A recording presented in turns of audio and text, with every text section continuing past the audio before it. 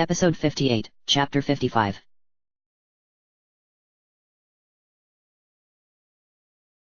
Chapter 55.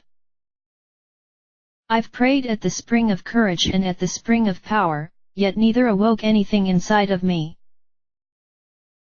The day had been perfect. A truly perfect day. Their travel preparations were complete. The other champions, those that had shown up, at least, damn that Rito, had arrived. And Link managed to convince Zelda to go riding with him.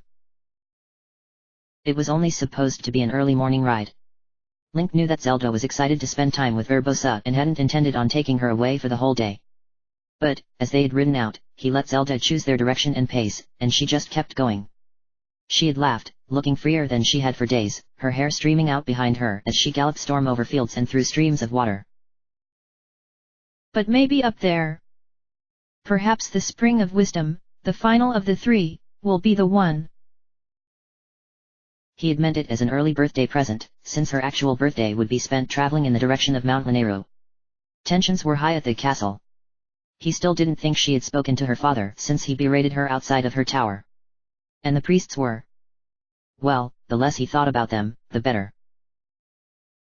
Link figured that she would enjoy some time away.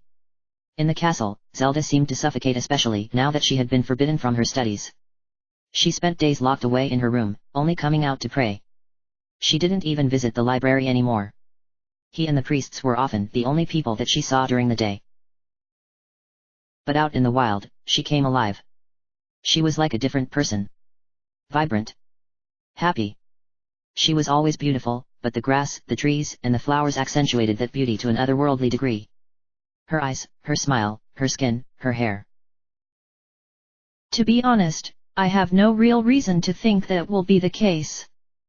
But there's always a chance that the next moment will change everything. He loved her. It was painful for him to admit, but he had given up trying to pretend otherwise. He knew that there wasn't the likelihood of a future for them. He was a knight and not a highly placed one, at that. She, a princess. Perhaps, if the calamity arrived and he defeated it, then his status would be elevated enough. But no. That was like wishing to break one's arm to get out of sword practice. Foolish. But he allowed himself to dream on days such as this. When they laughed together. When they confided secrets to each other. When they walked together. When they laid together in the grass, looking up at the clouds, and spoke of a future without this burden hanging over them. On days such as this, he allowed himself to dream that she loved him back. That when she saw him, she saw not a close friend, not a hero, not the champion. He dreamed that she saw a man. A lover. Maybe even a husband. A companion for the rest of time. But all good days must, eventually, come to an end. Tomorrow is my 17th birthday. Tomorrow, they would begin their journey to Mount Lanayru. It would take several days to arrive, but Zelda insisted that they not leave until she turned 17. That was important to her. She would not risk even that. And so, with a heavy heart, Link finally insisted that they needed to go back to the castle. He had promised Errol that he would cook dinner for them tonight. He would spend just a little more time with her before they left on this next journey. Maybe he would pick up a trinket from Kakariko village for her on the way back. She always loved their carvings. But there was one last thing that he needed to do first. Princess, are you going to be retiring to your quarters? He asked, careful to show proper deference now that they were near the stables, where any number of servants could overhear him. The rumors lately were getting even more salacious. Not that this would, honestly, help prevent them. Zelda turned and looked to him, curiously. I was going to, she hesitated, seeing his insistent expression. Oh. Yes. That is where I am going right now. Link nodded. Very well. There is something that I need to retrieve, and then I will meet you there. She frowned in confusion, but Link said nothing more, bowing and then hurrying off into the castle. He made his way through the castle at a controlled pace, not wanting to seem too rushed. Too excited. But each moment apart from her felt like a lifetime. Goddess, now I sound like Rao. I probably got that from one of his stupid songs.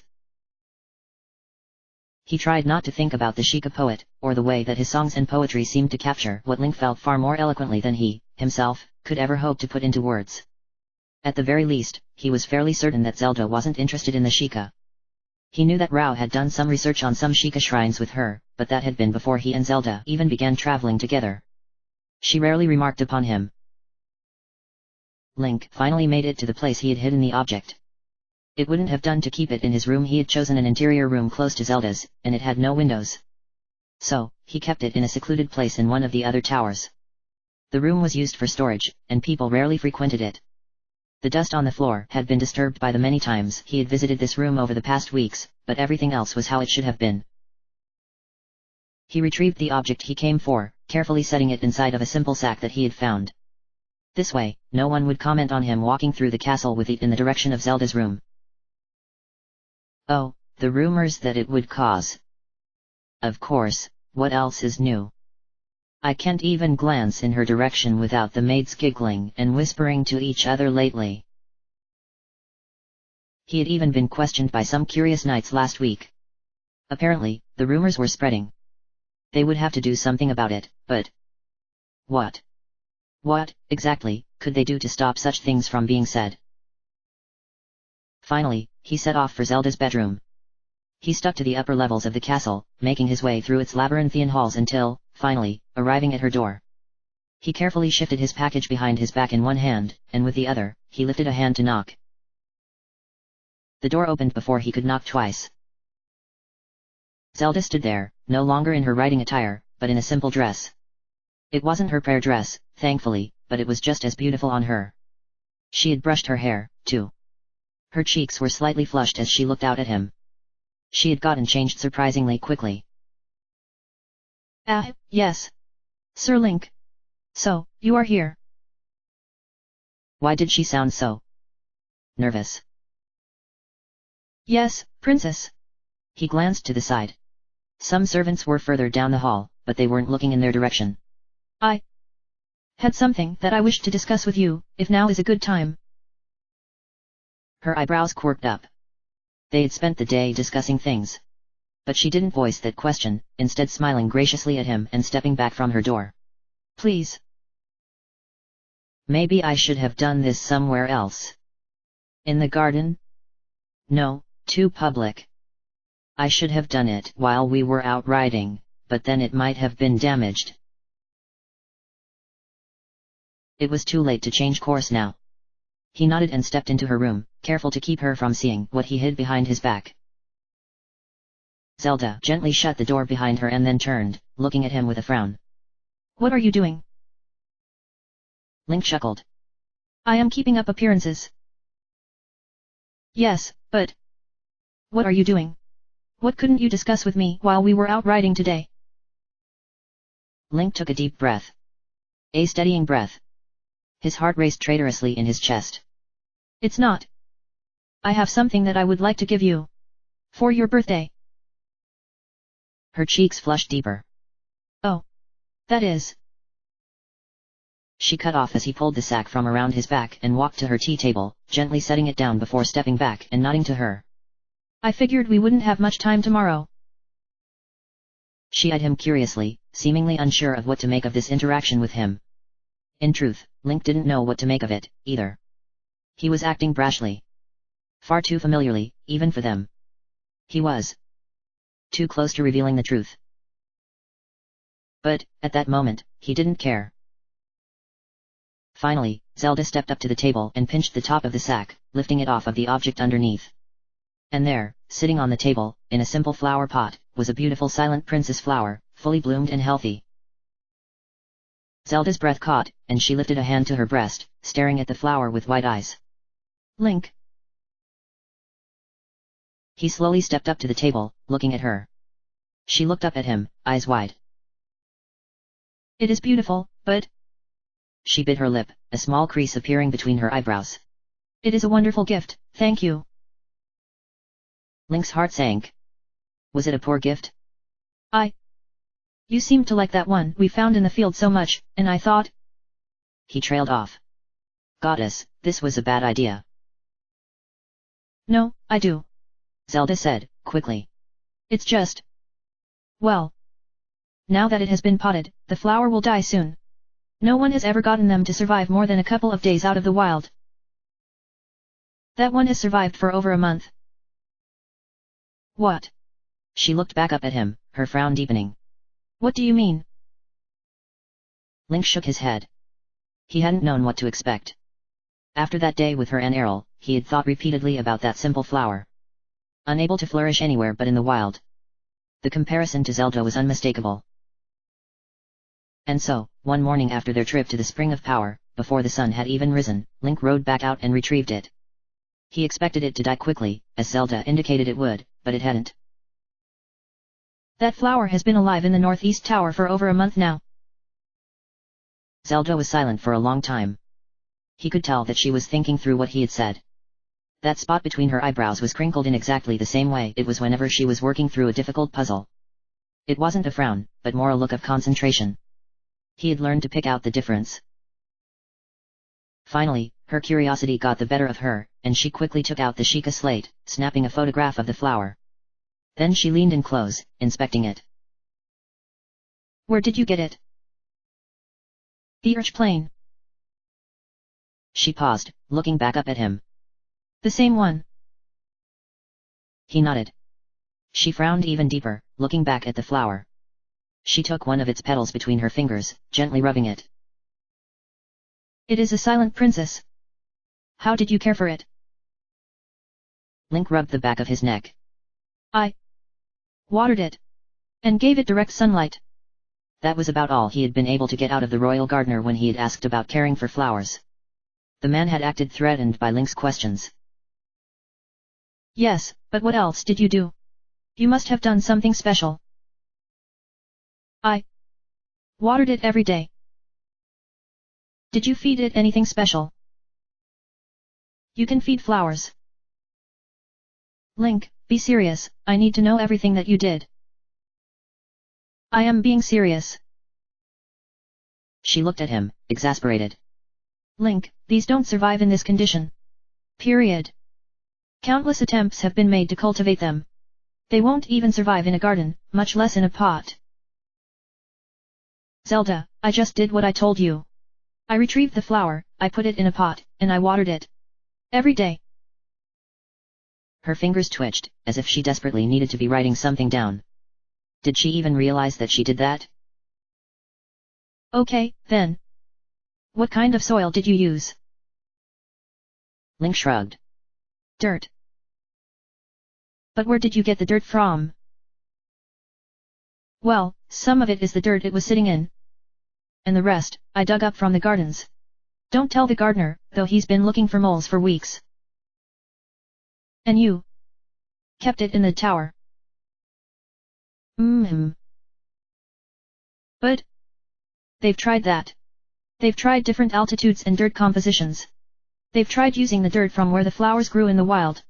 They've done experiments with different nutrients and levels of sunlight. Link smiled, amused. I didn't know that people did so many experiments on flowers. Well, of course, they do. People do experiments on everything. She looked back down at the flower, growing quiet. She ran a gentle finger over its petal again.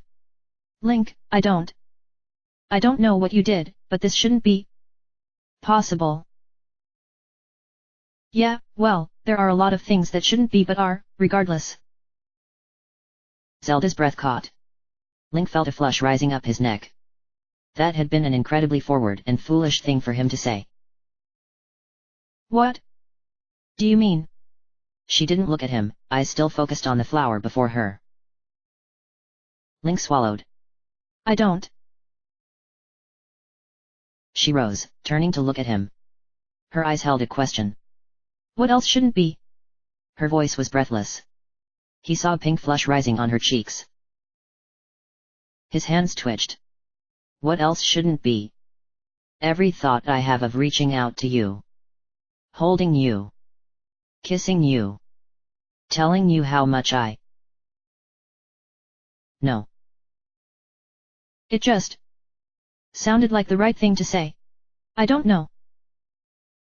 She continued to meet his eyes for a time, and then, finally, she exhaled slowly. Some of the tension left the room, but he couldn't help but to think that she looked disappointed.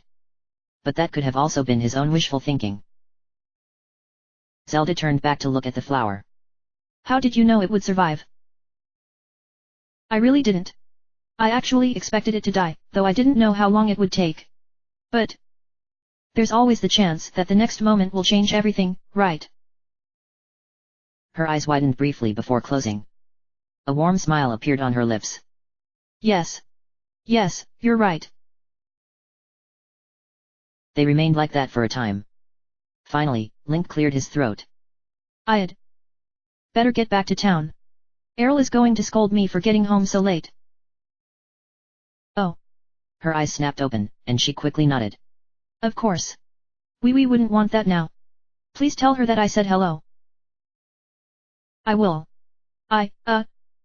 Happy birthday, Zelda. Thank you, Link. This has been a very special day. I am very glad you convinced me to go with you. The room got much warmer as she said that, and he smiled, embarrassed. Well, what kind of knight would I be, if I didn't look out for your well-being? Of course. After saying a final goodbye, he stepped towards her door, opening it. Link. He paused, looking back at her. Her back was still turned towards him. She was gazing down at the silent princess. Maybe there are things that shouldn't be, but I'm happy they are. I'm very happy they are. He closed the door, mind spinning and heart racing.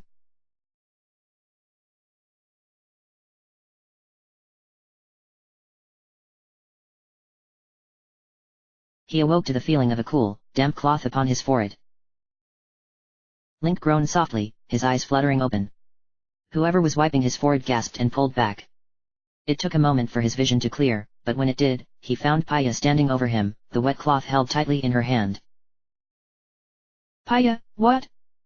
He paused, taking in the rest of his surroundings.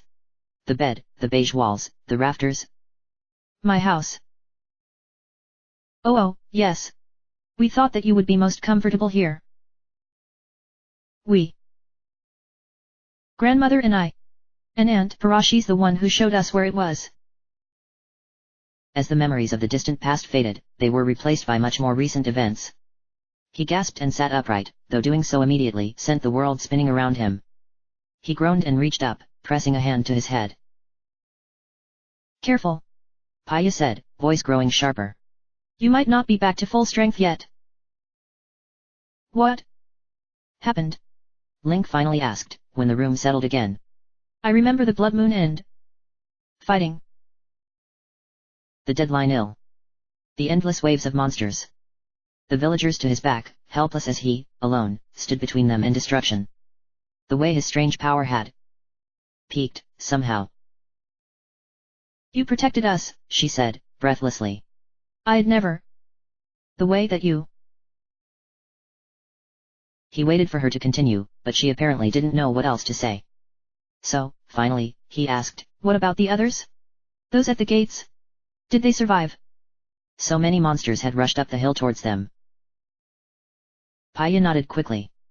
We suffered some losses, of course, but the monsters didn't seem very interested in fighting them. They just tried to get to the hill. To us. Link understood. They were being controlled by Ganon. Paya's eyes widened.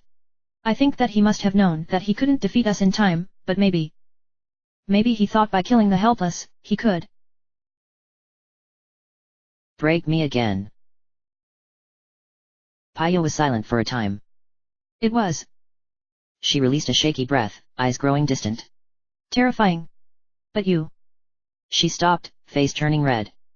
She quickly looked away from him, pressing her hands to her cheeks. When you arrived, I knew we would be safe. Link smiled fondly at her embarrassment. She could be incredibly endearing. How long was I out? All night and most of the day. I need to get moving, then. He threw off the blankets, and Paya yelped. Link. He looked down at himself. He wasn't wearing a shirt or pants. He only had on his pair of undershorts. I didn't know, he protested, pulling the covers back over himself. Where are my clothes? She pointed to his small bedside table, where a fresh champion's tunic had been laid out for him, along with clean trousers. And then she quickly hurried downstairs so he could get changed.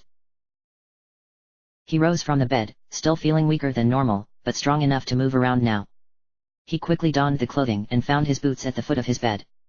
They had been scrubbed of all of the grime from the battle. The master's sword hung from a hook on his wall, and his shield sat against the wall right below it. When he was dressed and wearing his gear, he made his way down the stairs, surprised to see that a table with chairs now sat in the middle of the room below. Impa, Pura, and Robbie all sat around the table. Paya wasn't in the room, and he supposed that she might have left to give them privacy. Click, snap, there he is. Pura said, grinning up at him when she saw him. Impa looked up at him from her seat and smiled warmly. Welcome back to the land of the living, Link. You had us worried. Nonsense, Robbie said. There wasn't a scratch on him after the battle. You weren't there, Pura said. I swear, I watched him get run through by a spear. His tunic was even torn in the front and back. Link absently reached down, touching his belly, where the spear had pierced him. He glanced back up to see Impa eyeing him curiously. There are some things that you haven't told us. Link walked to the table and sat heavily in the last remaining chair, sighing. Yeah, like how you can survive being stabbed and move faster than the blink of an eye, Pura said. And how you can look so. She waved her hands at him. That after what we all just went through. He raised an eyebrow towards Pura but decided to ignore that comment. Instead, he looked at Impa. Mifa. When I freed her, she somehow gave me her healing power. It doesn't usually work that effectively. But it interacts strangely with the Master Sword sometimes. Very useful, Impa said, nodding. And what of your speed? Pura is not exaggerating, you moved faster than I've ever seen someone move before. When that Lionel showed up, you... Hell, I don't know what you did to it. Pura said, cutting Impa off. 1 second, it was charging you, and the next its entire side was open and spraying malice. Link shrugged, not really sure what to say. It's just something I can do. I've been able to do it for a long time, though I didn't really know how to control it until recently. But, when I concentrate during a battle, I can slow everything else around me. Fascinating, Robbie said, leaning forward. I've heard of this before, time dilation. That's what that Yiga master called it.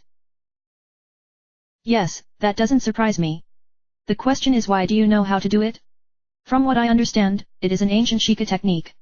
One that I only know about from a mere scrap that mentions it, the only that I've ever found. It easily predates the previous iteration of Calamity Ganon. Link fell silent for a time. Finally, he shook her head. I don't know. But I think I've been using it all my life. It's stronger now than it used to be. Well, of course. It's probably like a muscle, the more you use it, the stronger it will become. Robbie tapped his fingers on the table for a moment and then hopped down from his chair. I need to write this down. Impa cleared her throat, looking at Link. What you did last night was incredible. You slew well over 200 monsters on the hill, and that isn't counting those that you were responsible for at the gate and elsewhere. 200? The Master Sword helped. It could kill them with even the slightest nick. Pura snorted. Oh, yes. You win a fight against hundreds of monsters single-handedly, come out without a scratch on you, and you give your sword the credit. I was stabbed. Repeatedly. Still, Pura is right. Even after everything you've accomplished, the skill that you showed last night was unlike anything I have ever seen or heard of. I believe that you are ready to end this. Link hesitated. How long will it take to get things ready? To move the armies and prepare whatever it is that you are preparing? 2 weeks. Impa pursed her lips. Many will arrive sooner, but the bulk of the Hylians and Sheikah will not have horses. Even without taking extensive supplies, it will take at least that. Link swore softly and then looked at Pura. And what about you? Do you think you'll be able to retake control of the Guardians? Pura tapped a pencil on the table for a few moments. I think so. But this is complicated stuff. Snap, this isn't something we can just solve overnight even with those books. She glanced at Impa. 2 weeks, though? Assuming that our theories are spot on, then yes. I think so. Link nodded slowly. Then we attack in 2 weeks. That'll be plenty of time for the divine beasts to get into place, too. Maybe too much time. Robbie looked up from the bag that he was rustling through. He finally came up with a pad of paper. Do you think Ganon will break free before then? I don't know. Zelda says that he's preparing for my arrival. But he's not fighting to escape now like he was. Pura's eyes narrowed.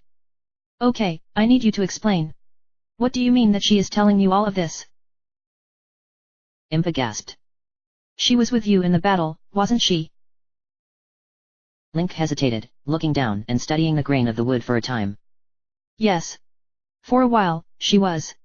She can speak to me, at times.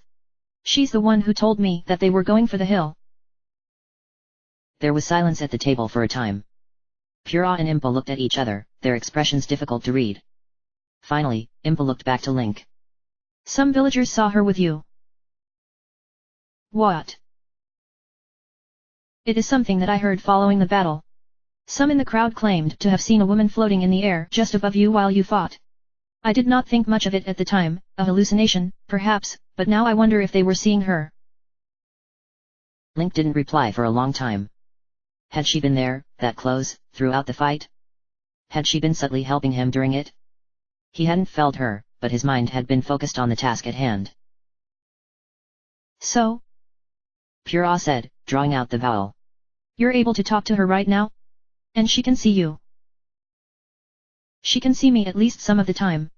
She comes and goes. But she can actually see you. Yes. So, we can say with confidence that Zelda has seen you nude. Pura looked over at Robbie. That means I win. Robbie looked confused, head turning to glance at Link and Pura. What? What are you talking about? Our bet. Bet. Oh, come on, Robbie, you don't remember our bet? I bet you that Zelda totally got the chance to see Link in the buff. You what? Link said, alarmed. Robbie frowned at her and then his eyes widened. Pura, I hardly think that this counts. Nope, it counts. You owe me 50 rupees. No. No, I think that Princess Zelda's current state as a disembodied, semi-deific being is beyond the scope of that bet. And that was over 100 years ago. Wait, why would you bet that? Link demanded. Why would Zelda have? Oh, stop being so flustered, Linky. You two were traveling around a lot together, and we just had a friendly wager going on. I bet Robbie that Zelda would come across you naked at least once. Bonus, if it was intentional. Which? If she's been watching you, then I would call that intentional. Robbie, you old fart, you owe me 75 rupees. Impa groaned softly, reaching up and rubbing her forehead. Honestly, Pura, we have much more important things to be. What other bets did you have going on? Link asked, cutting Impa off. Pura hummed for a second, bobbing her head from side to side as she thought. Well, there was also the bet that you would sneak a glimpse at Zelda while she was bathing. What? I wouldn't. And then I bet Rao once that you two probably snuggled up together to keep warm. He hated that. You can't be serious. She began ticking off on her fingers as she continued. I also bet one of the maids that she would run off on you at least twice. You won that one. And I tried getting Impa to bet that you two would end up having sex, but she yelled at me pretty good for it. Link felt his face turn a deep shade of red, and he stammered, struggling to articulate a proper response for this. Impa cleared her throat, pursing her lips at Pura. Are you finished, dear sister? Pura thought about it for a moment, and then shrugged. She turned back to Robbie. Cough up the gems, old man. Robbie scowled at her and then reached down into his bag. Impa looked at Link, her expression serious. Now, I do have an important question for you, Link. Link licked his lips, trying not to think on Pura's bets. What is it? Impa gave Pura a sidelong look and then her lips twitched into a mischievous smile. Who would have won that bet? Pura screamed with laughter, and Impa cackled. Link groaned, lowering his face into his hands. Can we drop this? Please. Impa chortled and waved her hand. Of course, of course. I am just. She exhaled slowly. I am excited to see the end of all of this. To see the princess again. It makes me feel younger. You know, I can make that a reality, Pura said, eyes twinkling. Just a little trip up to my lab and you'll have all the guys looking at you again. No. Pura shrugged. If you say so, little sister. Personally, I think it's great. You realize that I can basically live forever, right? Link cleared his throat loudly, silencing the discussion before it could go any further. He sat up straighter and hoped that his flush had faded. I've got one last thing that I want to do before the attack. Oh. Robbie asked. What is that?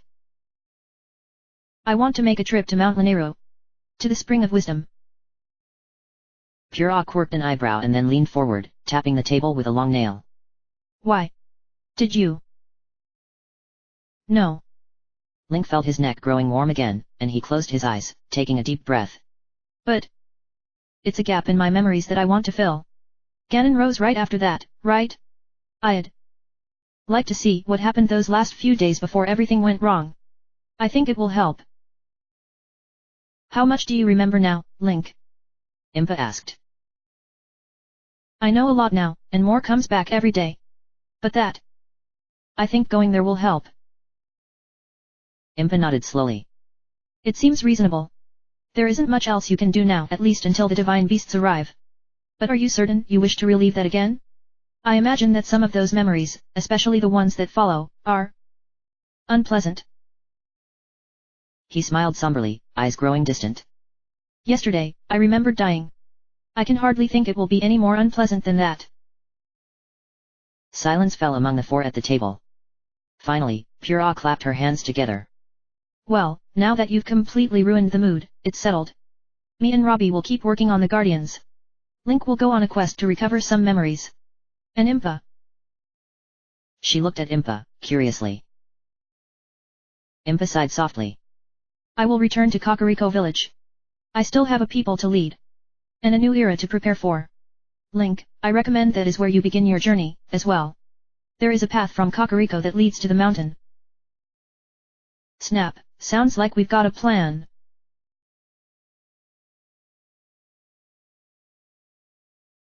Making his way through the village today was even more uncomfortable than yesterday. Yesterday, the people had praised Link as a hero.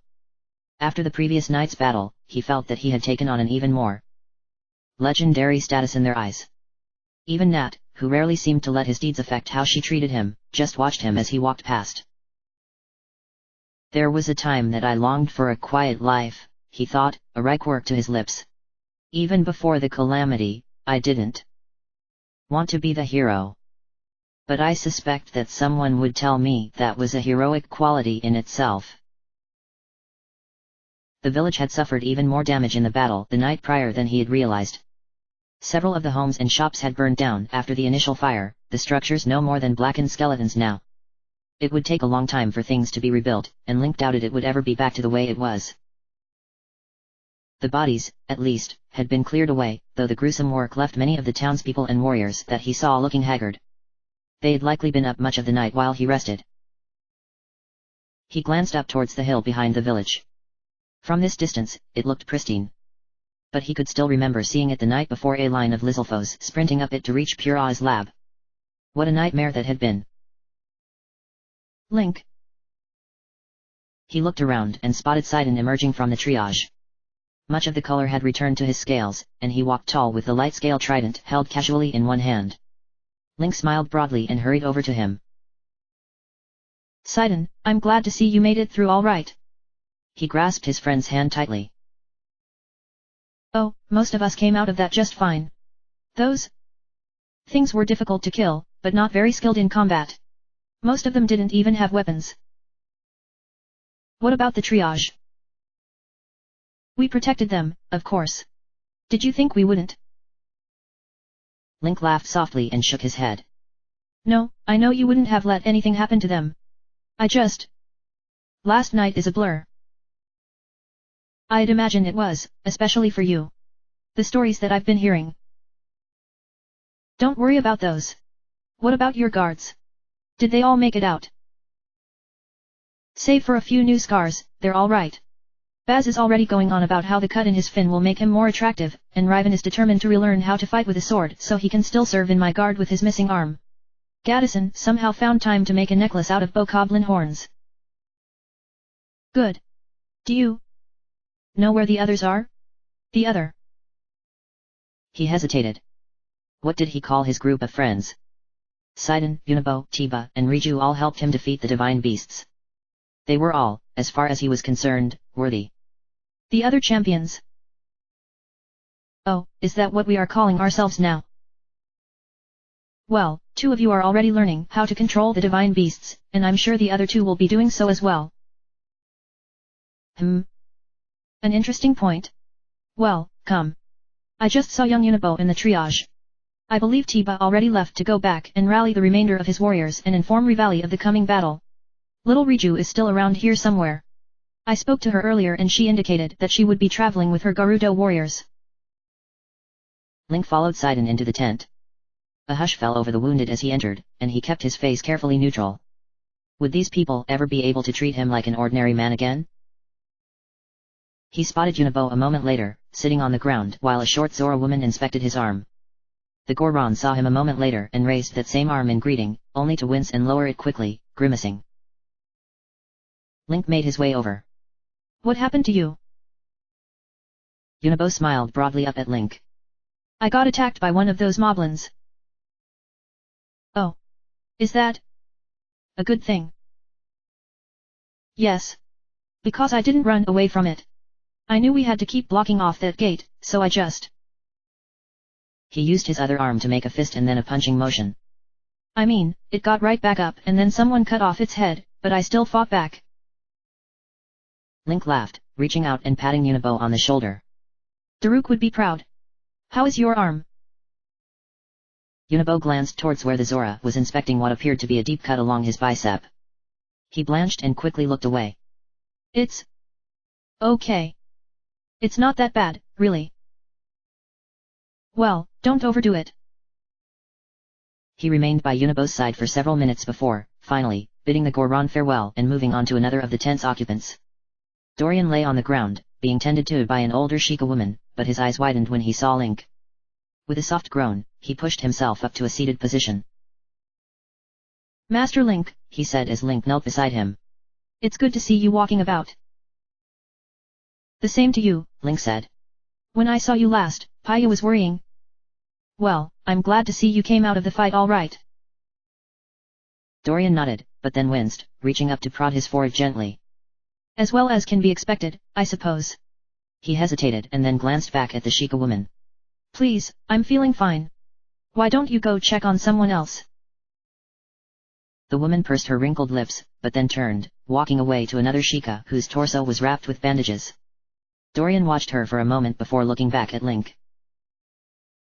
I apologize, Master Link, but I must ask you. Before the battle began, you told Lady Impa something. You said that the Yiga clan had been defeated. Is that true? Link met his eyes, searching. The things that he had seen in the hideout? Had Dorian once truly believed those things? Had he known all along about the Yiga's experiments with Guardian technology? Had he worshipped Ganon? It all seemed so. Unlike this reliable, kindly man. They are, as far as I know. I'm sure some still survive. I'll probably have to keep an eye out for retaliation, now that I think about it. But... Koga is dead. And the Gerudo killed a lot of them. Hopefully enough to break the organization. Dorian closed his eyes tightly and his expression showed some of the emotion that he was repressing. Finally, when he spoke again, his voice came out thick and halted. Thank you. I know that this likely means little in the face of everything, but your actions have likely ensured that my daughters will be safe. I had feared that I would have to take them and run when the Yiga got wind of my betrayal. Link smiled faintly and reached out, squeezing Dorian's shoulder. I'm glad I could help. The older man's eyes shot open, and he reached up, placing his hand over Link's. Master Link, if there is anything you ever need, anything at all, please do not hesitate to ask. I will forever be in your debt for what you have done. Link swallowed and nodded, not sure what to say. Finally, he bid Dorian farewell, standing back up and finding Sidon speaking with one of the Zora healers, who looked quite flustered to have the prince speaking to her. When he saw Link, however, he smiled and disengaged before tilting his head towards another of the tent's occupants. Ah, Link. Prince Sidon. It is wonderful to see you both again, Cass said, bowing slightly toward the prince as they approached. Sidon clapped a hand on Cass' shoulder. Cass. How's my song coming along? I'm still writing it, unfortunately. As you can imagine, there has been quite a few events as of late that I have begun writing songs for. The Rito glanced at Link, beaming. Sidon laughed. Splendid. I look forward to hearing all about Link's misadventures once this is through. And I assure you that I will make my first stop Zora's domain. It would only be right, as that was where this all began and where we all had our own first adventure. I remember it like it was yesterday, Sidon said.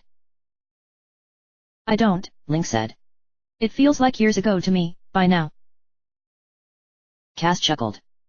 You have certainly done enough in the last 3 months to earn such a statement. Speaking of that, when you have a chance, I would love to hear about your experiences in the Gerudo Desert. Link grimaced slightly. There are parts that I would really like to leave out of song. You mean the part where you had to dress up as a woman? Sidon asked. Riju told you. Cass' eyes widened. Oh, now, I do need to hear this story. Please, Link, I promise you that I will not put this into any of the epics sung about you. He paused. Now, the comedies, however. Link groaned. No. Nope. I don't want anyone to be singing about what a cute Hylian Vi I made. Sidon laughed. Oh, you should hear some of the Gerudo talk about you already. Many of them seem to be very taken with you. I'm going to have a very stern conversation with Riju about this. Both Cass and Sidon chuckled, and Link soon relaxed. They spoke for several minutes, during which time Link did relay some of his experiences in the desert, including his first experiences with Gerudo hospitality and their prison. Finally, however, he sighed. I actually came by to tell you that I'm going to be leaving for a time. Oh? Cass asked. Link nodded. There is one last thing I have to do before the end. One more missing piece that I need to collect. Regarding your memories. Link nodded. Cass smiled in that knowing way of his, and Link frowned slightly. And you know something, don't you? About. Link gave him a flat look, and Cass laughed. Ah. You mean you and the princess? I wondered when you might finally ask me. Tell me, friend. What of your feelings on this matter? Have you come to a conclusion, yourself? Link hesitated. He wondered if Zelda was watching him now. If she could hear him. In that moment, he decided that he didn't want to admit his feelings for her to Cass. Not like this. Besides, the Rito had clearly known about them long before he even had. I have, was all he said. Cass smiled warmly. And would it not be better for you to hear of these things from the princess, herself? Link felt heat rise up the back of his neck, and he cleared his throat. Right, you are, as usual. He paused, and then his eyes widened, a thought occurring to him. Oh. I know a bit about your teacher, Cass. Really? What did you remember about him?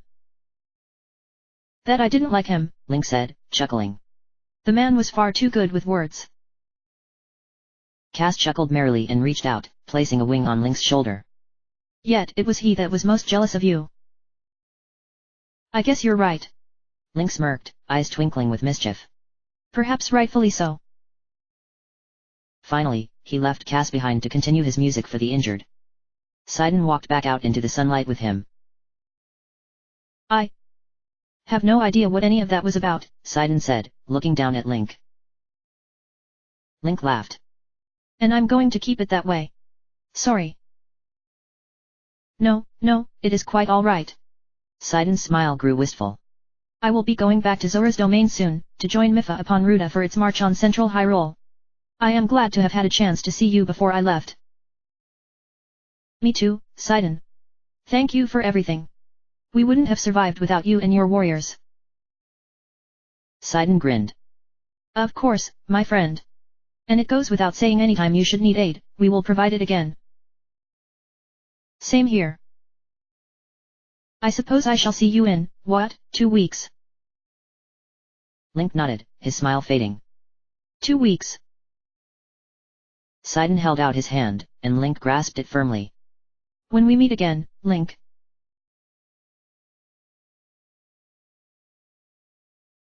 He found Riju standing near a series of pyres just outside of Hateno village, Bulira at her side, along with Captain Teak and Liana, and many other Gerudo warriors. Each fallen Gerudo had been placed on her own wooden pyre. There were at least 20 of the pyres lined up in rows, and the smoke from each rose into the sky in thick, black columns before mingling together and blowing away with a breeze. An older Gerudo spoke just loudly enough that the gathered Gerudo could hear, but Link couldn't understand her. The funeral rites were in their native Gerudo tongue. He watched, solemn, as the other Gerudo repeated certain phrases together, and then a group of them, each dressed in ceremonial golden armor, slammed the butts of spears to the ground rhythmically. Each thud felt like a blow to Link. He had protected many. But not all. He would never be able to protect everyone, no matter how hard he tried. It took several minutes before the funeral rites were completed. By the end, each of the pyres were fully ablaze, the orange flames rising high into the sky. Riju did not move or shift during it, standing straight and regal in far more formal attire than he had ever seen her in. Gone were the sand seal patterned skirts, replaced by a dark, nearly black skirt, adorned with the symbol of the Gerudo. She wore golden armor on her shoulders, like her Gerudo warriors, and the crown glimmered prominently upon her head. As the last words were spoken by the Gerudo elder, the gathered women all raised their heads, ululating. And then the gathering broke. Some women turned while others remained close, holding small pouches that he assumed would be used to gather the ashes. Link didn't approach the gathering, fearing what it would do to him to be that close to those whom he had failed. He knew, logically, that such thoughts were wrong. These were warriors who fought for a just cause. They fought to save lives, just as he did. Yet, the fact that they had to fight at all still bothered him. Eventually Riju turned. Her expression was stoic and far older looking than he was used to seeing. She saw him, meeting his eyes, and nodded. She glanced up towards Bulira, speaking softly, and the tall guard glanced over as well. She looked at Link appraisingly before turning her face back down to Riju and nodding. Riju left the gathering and Bulira and made her way over to where Link stood. I'm happy to see you awake, she said, giving him a solemn smile. Link forced his gaze away from the burning pyres and met Riju's eyes. Yeah, The words died on his tongue. Why was this so difficult for him to face? I wanted to come thank you. For. His eyes darted back up to the crackling fires. Everything. It was only natural that we would help. After all, you saved our people. She paused. Link. His eyes found hers again. She frowned up at him. Sorry, How did he explain? How could he? Is the sight of the dead so difficult for you Hylians? The words, so blunt, were like a slap to his face. What? No, it's not the death. It's just. He exhaled slowly, looking away. I'm responsible for them. There was silence for a time. Long enough that Link began to grow concerned. He finally looked back down at her and was surprised to see that her expression had grown angry. Her hands clenched into fists, and she looked ready to use them. I am the Gerudo chieftain. She met his eyes brazenly. And my people are my responsibility. I'm not saying that you. Do not assume that you are responsible just because you needed our help. Her words were sharp, at complete odds with her small, childish frame. You did not order my warriors into battle.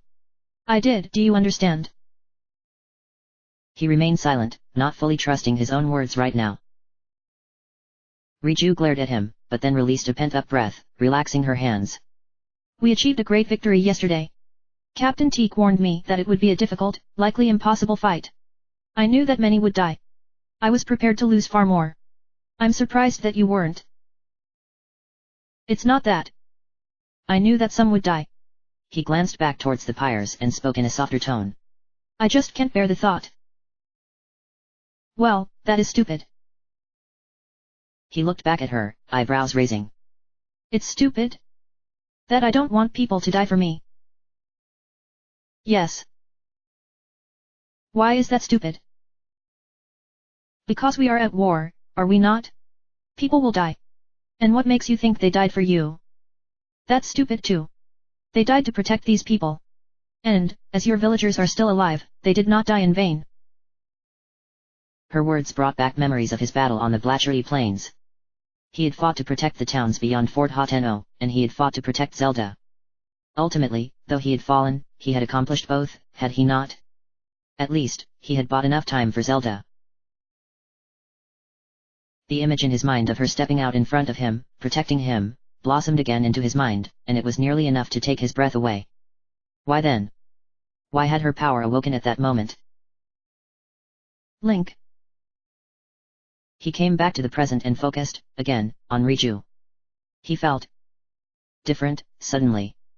The deaths of the Gerudo bothered him, still, as did any fallen Zora, Gorons, Rito, Hylians, and Sheikah. Yet, her words rang true. None of it had been in vain. Still, he had to know something. How? How do you make that decision, Riju? To send my warriors to their deaths. He nodded, and she frowned, looking down. In that moment, she seemed to shrink slightly. We Gerudo will always do what needs done. That is not always easy, but necessary. And to try to spare my warriors from all harm would be a... She struggled to find the right word. Bad service? It would be a bad service to their dedication and skill. So, you accept their deaths because they are warriors. Riju remained silent for a time, and Link thought that he saw some of her own conflict on her expression. This was a burden to her, and a difficult one for someone so young to bear. Yet, bear it, she did.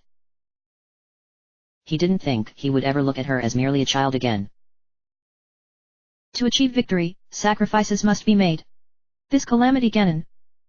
If it breaks free again, it will not merely stop at your Hylian lands. It will eventually come for the Gerudo, too. Stopping that from happening is worth any sacrifice. And saving the village. A look of annoyance passed over her face. I already told you. You saved us, too. If you hadn't come to the desert, we would have never stopped Naboris. Far more than that. She pointed at the funeral pyres. Would have died. Do you think the Gerudo would not seek to repay our debt? Link remained silent, frowning. Those words still made him feel somewhat responsible, though he understood her meaning. Besides, Riju looked away from him, face softening. You are not the only one who wishes to protect innocence. Thanks, Riju. I doubt we would have made it without your help. She smirked slightly and nodded. True. Our debt has been repaid, then. She paused and looked up at him. But that does not mean that we will not provide aid in the coming battle and in your rebuilding efforts. He smiled, standing just a little taller. Rebuilding. A life after Ganon. It was not such a distant hope any longer. He remained with Riju for a short time after before, finally, bidding her farewell. She turned back to her people that remained, and he began walking away. Link. He stopped as Beliara walked up to him. Her armor pieces were polished to a golden sheen, and she had gotten a new claymore at some point, which she wore, rather than carried in hand. When she reached him, she looked down at him, her expression serious. But then, finally, she reached up to forearm and removed one of her golden vambraces. He held it out to Link, which he took with a frown, turning it over in his hands. I don't understand, he said, finally. Beliara's nostrils flared with irritation. Lady Riju told me of what you did upon the hill. You protected her in my absence. And you did so other times, as well. I have not forgotten. Thanks, Beliara. But I still don't. She snorted. The armor I wear signifies that I am the chief's personal guard and attendant. She may have other guards, but only I have the honor of wearing it. She paused. Now do you understand? Yes. Link held the piece of armor a little more reverently. Thanks, Velira. It's an honor. She nodded curtly and then held out her hand. He reached out, grasping her forearm, meeting her eyes. I will see you upon the battlefield, she said before releasing him.